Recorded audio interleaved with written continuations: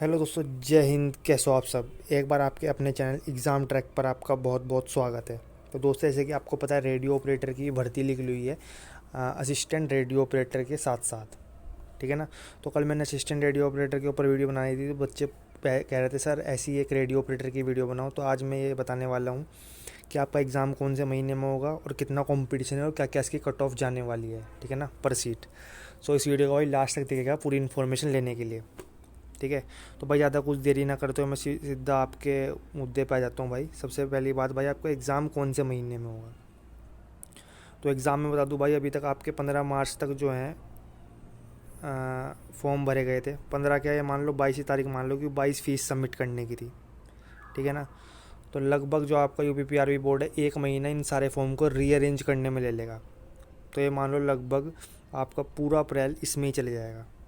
ठीक है ना, रीअरेंज करने में आ गई है आपकी क्या, 1 मई। 1 मई के बाद वो फिर से रीचेक करेगा कि कहीं किसी बच्चे ने दोबारा अलग अलग उससे मार्कशीट से तो नहीं भर दी हो या कोई फ्रॉड। क्योंकि आजकल पता है भाई, देखो कितने फ्रॉड चल रहे हैं। यूपीएसआई में भी कितने, रिटर्न एग्ज़ाम में कितने फ्रॉड पकड़े गए।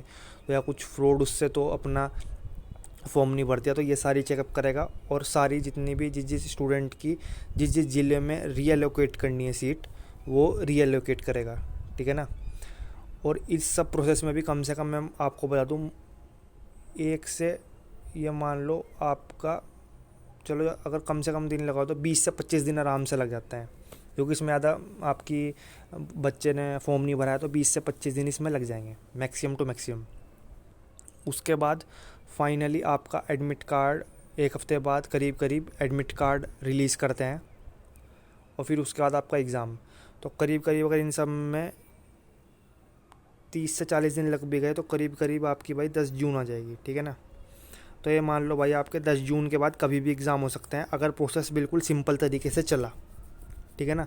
क्योंकि ये देख लो, आपका सब इंस्पेक्टर का ही पिछले साल इन्हीं दिनों में एग्ज़ाम फॉर्म भरे गए थे। अब बल्कि अप्रैल में भरे गए थे, मार्च में नोटिफिकेशन आ गया था। बट उसका एग्ज़ाम इतनी लेट होने का कारण ये है कि कोरोना टाइम, एक तो कोरोना की वजह से सबसे मेन रीज़न तो वही है। दूसरी बात, आपके पास उसमें नंबर ऑफ़ वैकेंसी, भरने वाले फॉर्म बहुत ज़्यादा थे। वैकेंसीज भी आती है और फॉर्म भरने वाले भी ज़्यादा थे। इसमें ऐसा कुछ नहीं है। ठीक है ना। तो इसका अगर सब सही चला तो जून में एग्ज़ाम हो जाएगा। ज़्यादा से ज़्यादा अगर लेट हुआ तो जुलाई में हो जाएगा। जून या जुलाई आप मान के चलो, वैसे तो 100% जून में ही है, पर अगर एक बार की कंडीशन को जुलाई मान के चलो, तो इस हिसाब से अपनी तैयारी करो। ठीक है ना। और भाई मई तक अपना 100% तैयारी कर लो, ताकि आपका उसके बाद आप मॉक टेस्ट लगाओ। ठीक है ना। क्योंकि मॉक टेस्ट लगाने बहुत ज़रूरी होते हैं। मैंने भाई खुद एक्सपीरियंस कराया। आप तैयारी 100% कर लीजिए। उसके बाद अगर आप डायरेक्ट एग्ज़ाम देने चले आओ तो आपको कभी भी क्वालिफाई नहीं होगा। ये भाई मेरा खुद का एक्सपीरियंस है। मैं बता दूं, जब तक आप कम से कम 15 से 20 मॉक टेस्ट नहीं लगा लोगे, ये मिनिमम बताया मैंने, उससे ऊपर जितने लगा लो वो आपकी लिमिट है। पर 15 से 20 मॉक टेस्ट जब तक आप नहीं लगाओगे, जब तक आपका एग्ज़ाम वहाँ पे अच्छा नहीं जाएगा। क्योंकि भले ही आपको सारी चीज़ें आती हो, बट फिर भी आपका उस हिसाब से माइंड और हाथ का ये कॉम्बिनेशन होता है। देखो भाई, एग्ज़ाम में टाइमर तो चलता रहता है, ये तो आपको पता है। और भाई एक एक सेकंड कम होते होते प्रेशर बढ़ता रहता है, सेकंड कम होती रहती है। तो भाई कहीं ना कहीं मैं बता दूं भाई, मेरे एक्सपीरियंस से जो बात मुझे लगता है कि कहीं ना कहीं माइंड और हाथों का ही कॉम्बिनेशन है। जिसका माइंड और हाथों का कॉम्बिनेशन अच्छा चल गया, उसका भाई एग्ज़ाम निकल गया। क्योंकि भाई कम से कम बहुत संख्या में बच्चे होते हैं जो 1 या 2 मार्क्स से रहते हैं। चाहे आप अपने खुद के केस में देख लो कि बहुत, आपने अगर एग्ज़ाम दिया हो, अच्छी तैयारी करी हो, तो 1 या 2 मार्क्स से आप रह गए। तो जिनका भाई माइंड और हाथ का कॉम्बिनेशन बन गया, वो एग्ज़ाम क्रैक कर जाते हैं। और नहीं, मेहनत तो मैं बता दूँ आपको काफ़ी बच्चे करते हैं, बट फिर भी एग्ज़ाम जो नौकरी लेते हैं वही। क्योंकि भाई कहीं ना कहीं आपको, अगर आपने मॉक टेस्ट नहीं लगाए तो आपको वो एक कह सकते हैं कि भाई वो एटीट्यूड कह लो, या अपने आप में कॉन्फिडेंस नहीं आता अंदर। और जब तक भाई कॉन्फिडेंस नहीं आएगा, चाहे आप 100% करके चले आओ, वहाँ पे आपका नहीं निकलेगा एग्ज़ाम। ठीक है ना। तो इसलिए भाई मॉक टेस्ट 100% लगा करो। और भाई बहुत से बच्चे पूछ रहे थे मॉक टेस्ट किस चीज़ का। भाई हज़ारों मॉक टेस्ट पड़े हैं आजकल, है ना। इंटरनेट का ज़माना है, तो कहीं से भी अपलोड कर सकते हो आप। ठीक है, मोबाइल आपके पास रहता ही है। अदरवाइज़ आप ऑफलाइन वाले भी ख़रीद सकते हो। ठीक है। अब दूसरी बात मैं बता दूं भाई, आपको कट ऑफ कितनी जाने वाली है। कट ऑफ बताने से पहले भाई मैं आपको बता दूं पर सीट कंपटीशन कितना है। सबसे पहले तो बता दूं भाई, रेडियो ऑपरेटर की आई थिंक भाई मैं बता दूं 936 सीट है, अगर मैं गलत ना हूँ तो। और भाई भरने वाले कितने थे, 59,000। जिन्होंने रजिस्ट्रेशन तो खैर बहुतों ने कर रखा, पर जिन्होंने फाइनल फ़ीस सबमिट करके पूरा फॉर्म भरा था वो 59,000 थे। सबसे पहले तो भाई आपको 59,000 बच्चे, ऐसा किसी एग्ज़ाम में आज तक नहीं हुआ कि ये सारे देने चले जाएंगे, ठीक है ना। अगर मैं कम से कम बच्चे भी निकाल लूँ तो कम से कम भाई आपका 9,000 बच्चे आराम से निकल जाए, आराम से। 9,000 तो ऐसे मैंने ज़्यादा कम बताए हैं। अगर भाई मैं खुद अपना आंकड़ा लगाऊं तो मेरे हिसाब से 50 से 55,000 बच्चे ही एग्ज़ाम दे पाएंगे, ठीक है ना। क्योंकि भाई उसका एक रीज़न होता है भाई, कोई तो अपनी फैमिली प्रॉब्लम या अपनी प्रॉब्लम की वजह से नहीं दे पाता एग्ज़ाम, या किसी की कुछ प्रॉब्लम होती है, या किसी का किसी और में नंबर आ जाता है, या रेडियो ऑपरेटर में ज़्यादातर जो इंजीनियरिंग ट्रेड के बढ़ने वाले हैं, या बहुत से नौकरी करने वाले हैं, जो मैंने भाई एक्सपीरियंस लिया है, तो भाई अपनी नौकरी की वजह से भी एग्ज़ाम नहीं दे पाता, छुट्टी हो या कुछ भी कारण हो, ठीक है ना। तो भाई ज़्यादा से ज़्यादा 50 से 55,000 बच्चे ही एग्ज़ाम में बैठेंगे, और भाई 936 सीट है। तो भाई अगर मैं बता दूँ भाई पर सीट कितना कॉम्पिटिशन है, भाई मैं कैलकुलेटर तो ले नहीं रहा अभी, एग्जैक्ट नहीं बता सकता, बट फिर भी अगर मैं राउंड फिगर बताऊँ अपने अंदाजे से, 936 सीट और आपका हो गया, अगर 55,000 भी मान के चले, और भाई 936 सीट, तो लमसम में भाई 1 मिनट,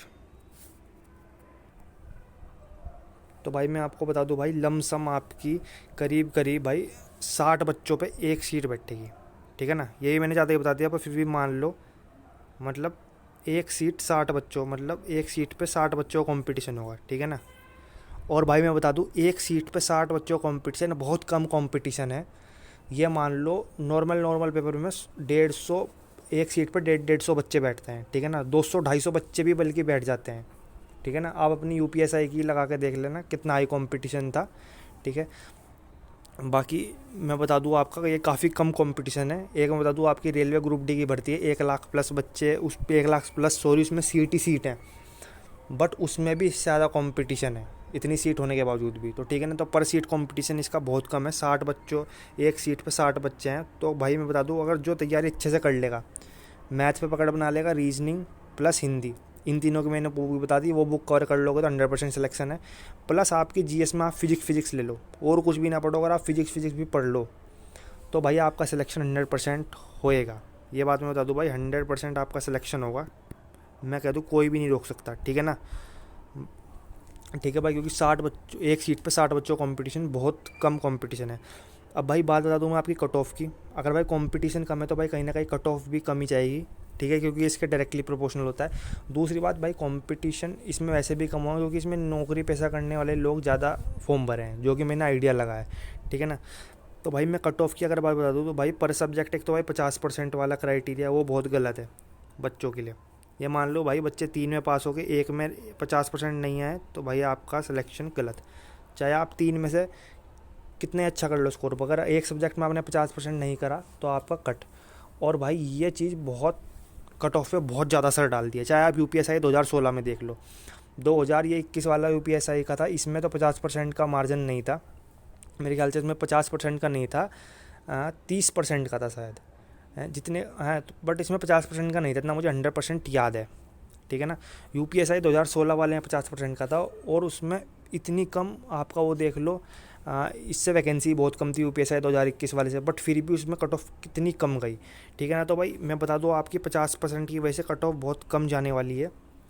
और अगर मैं लगभग भाई आपको आइडिया दूँ तो भाई आपकी कट ऑफ सही मैं बता दूँ, जनरल ओबीसी की आपकी 220 के करीब ही जाएगी कट ऑफ, ठीक है ना। जनरल ओबीसी 220, उसके बाद 5-5 मार्क्स कम करते रहो तो SC ST के आपके 205 या 200।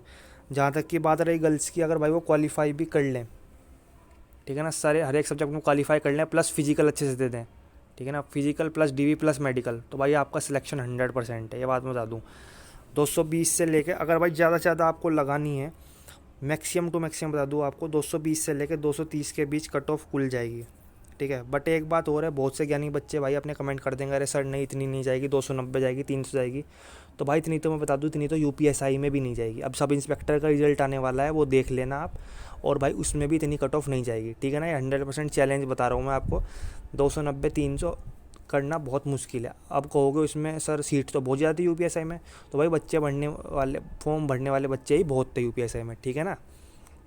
इस बात पर आप गौर दो, फॉर्म भरने वाले भी एग्ज़ाम में कम से कम 7 से 8 लाख बच्चा बैठा था, ठीक है ना, 7 से 8 लाख बच्चा भाई। और वो भी किस लेवल का बैठा था वो मैं बता दूँ आपको, जो पीसीएस लोअर पीसीएस बच्चे देते हैं ना, वो भी सब इंस्पेक्टर का फॉर्म भरते हैं, ठीक है भाई, क्योंकि सब इंस्पेक्टर लेवल 6 की जॉब है। हालांकि रेडियो ऑपरेटर भी लेवल 6 की जॉब है, बट इसमें इतना क्रेज़ नहीं जितना सब इंस्पेक्टर का बच्चों में क्रेज़ होता है। वो आपको पता भी होगा कि क्या चीज़ है सब इंस्पेक्टर, ठीक है ना। सो कहने का मतलब भाई ये है कि आपकी इसमें कट ऑफ कम ही जाने वाली है। 290-300 जो बताते हैं वो तो भाई सब इंस्पेक्टर में भी नहीं जाएगी। और भाई इसमें तो खैर सब इंस्पेक्टर से भी कम कंपटीशन है, तो भाई इतना इसमें आप ओबीसी जनरल की मान के चलो, ठीक है ना। बाकी मैं बता दूँ आपकी भाई सब इंस्पेक्टर की मैंने कट ऑफ बताई है, वही कट ऑफ जाने वाली है, ठीक है, 100%। बच्चे कहते रहो, इसमें ही मैंने कट ऑफ बता दी।